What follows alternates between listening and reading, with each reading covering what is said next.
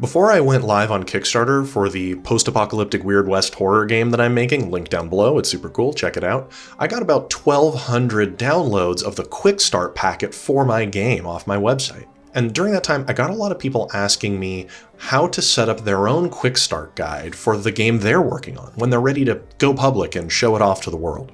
Hi, I'm Peter, creator and lead designer of Tales from Elsewhere, and in today's video I'm going to give you a short guide on how to build your own Quickstart packet for a tabletop role-playing game.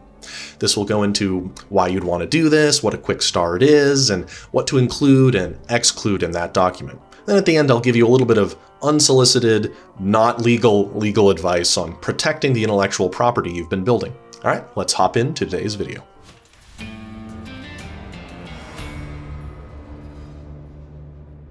So what's a Quickstart packet? Put simply, it is a cut-down, low-prep version of your full rulebook. It's a teaser, a bite-sized chunk of what your game has to offer. It's meant to be easy to pick up and read so that people don't look at a 350-plus page rulebook and really not want to dive in. It's the kind of thing they could print out and bring over to their friends and try it out on a beer and pretzels night without having to do a bunch of research or prep. And the reason you want to make a Quickstart guide is it can be really hard to get people to try a new tabletop game. With just how busy life is and how many games are out there, you want to remove barriers to entry to try your game out.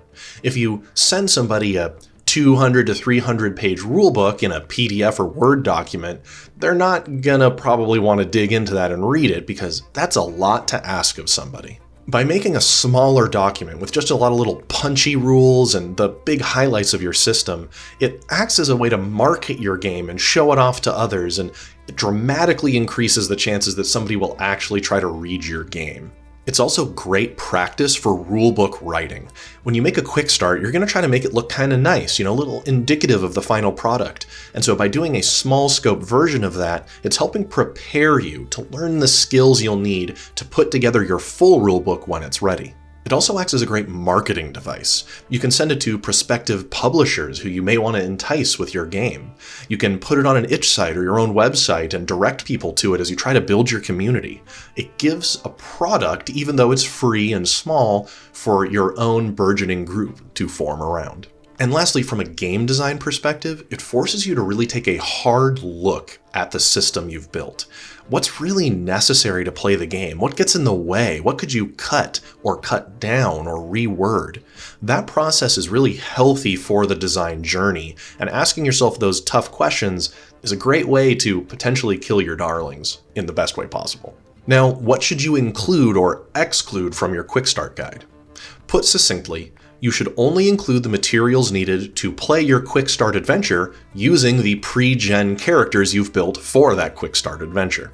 I know that character creation is one of the most fundamental and fun parts of tabletop role-playing games, but it's also very time-consuming. And that's why I recommend you actually cut out character creation rules from your Quickstart packet. Instead, provide the players with just a set of 6 or more pre-made characters, ones that really evoke the right beats to show off what your characters can be using your character creation rules so that the players can just pick them up and play them right away. And when you lean into that design space, it means the character sheets you provide them don't need to be the full sheet you'd normally use in the game either. You can just provide what that pre-gen needs to play that pre-gen adventure. You can cut all of that down, provide rules explanations on the sheets itself, and make this experience one that really requires no prep. And that's what we did for Tales from Elsewhere. I made 6 pre-gens that hit like the major story beats and classic characters you'd expect from my game. There was a preacher, a tinkerer, a gunslinger, an explorer, like a day laborer, and an occultist. And that set of 6 characters were built on a gatefold character sheet with built-in tutorials, and we'll put a little animation up right here of what that looks like. This allowed us to fast-track players, especially at conventions or one-shot sittings, to just pick up and play these characters right away. The back of the sheet is even just an explanation as to the character's story and the abilities that you'd use, really letting players just pick it up and play. And these characters are highly emblematic of the types we'd expect players to make with the full character creation rules. Now, after several months, I decided to release a character creation playtest packet as well as a separate document. That way, people who want to opt into a more involved experience can download that extra PDF and use it to make their own characters. However, if you're going to do this, definitely give them a cut down experience wherever possible so that they're not spending too much time going over the myriad options you may have in the full game. Tales from Elsewhere Clockworld has 50 backstory elements and over 130 edges. That is a lot to throw at somebody who's just trying to pick up the game and test out character creation. So we ended up providing about 40% of the total options, just so players wouldn't be too daunted the first time they crack it open. And since you're only going to be playing these pre-gen characters in a pre-gen adventure, you don't need to include all of the rules for your game either. Just focus on core resolutions and the ones relevant to the adventure you've planned. For example, I didn't include all the rules for encumbrance and the vendor system and all these downtime options that are available because the Quickstart adventure takes place over just one evening out in the Ruination. All that other stuff would just be distractions.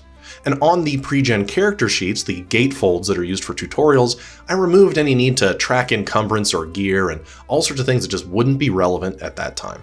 And this process is what's really interesting as a designer, because it asks you what the minimum viable product is for your game. What is the boiled down core experience you're attempting to provide? And then it forces you to ask, are the rest of these rules that I built necessary for the gameplay experience I'm going for? And the answer might be yes or no. It's really up to you to dig through that.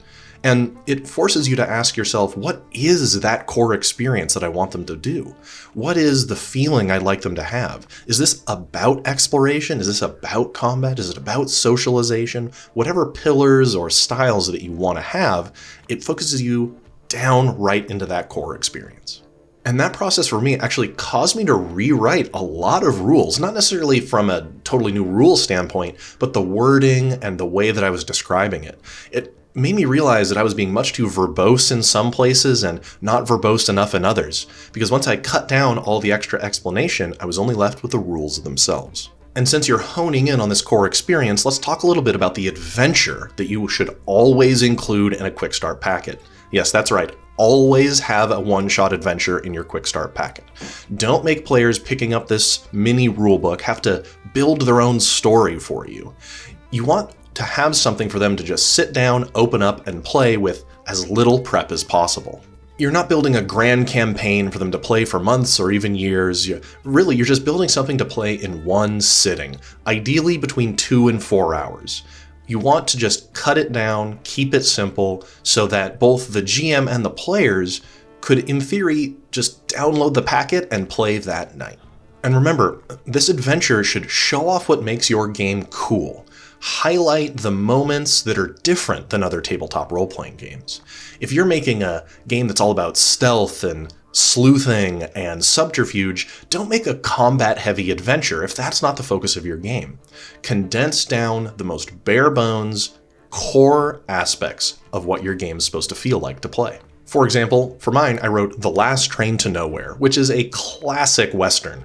It starts off on a train, and then bandits attack it, and the players have to fend them off, and then the train derails because monsters have torn up the train track, and it's really gruesome, and the players are getting impaled on things. Then the monsters come out and start snatching up people, and the players try to fend them off. It's just a bloody mess with bandits and blood oilers and monsters in a cave down in a mine. Just a bunch of really fun, high-tension, gruesome scenes, because that's what my game's all about.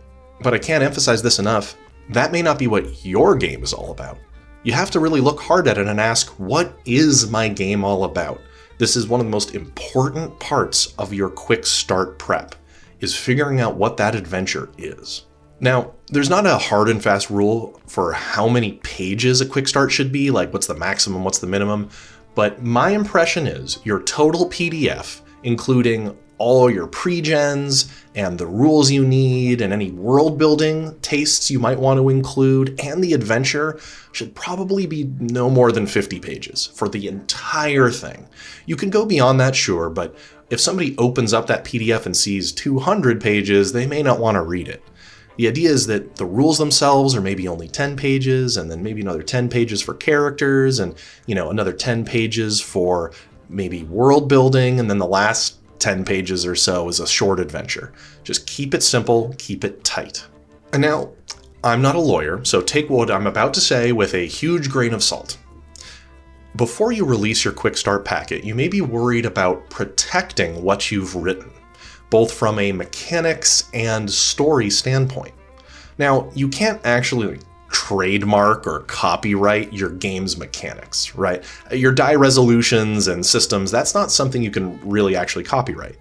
But if you've written a lot of prose, done a lot of world building, character creation, interesting monsters that you'd like to protect, you can, if you're in the United States, get a copyright for a draft of your manuscript and for the Quickstart itself. And that's what I did. This isn't very expensive. You just go to the copyright website for the US federal government and you can fill out some forms and send it in, and it's really not a big deal. They can get back to you pretty quick, actually. And like I said, this is really just if you have some artwork or story or creatures that you'd like to just have a small amount of legal precedence for before you go public with your product. But again, I'm not a lawyer, and so I can't speak to the exact nature of intellectual property rights and all of that. I highly recommend, if you are concerned, talking to an intellectual property attorney. That won't be free in all likelihood, even though some do some free intake.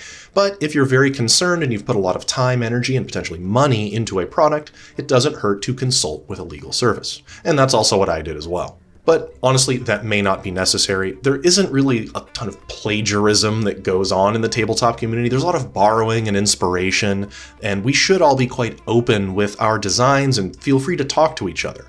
But there's nothing wrong with having a small amount of legal protection of what you've been toiling for hundreds, if not thousands of hours on.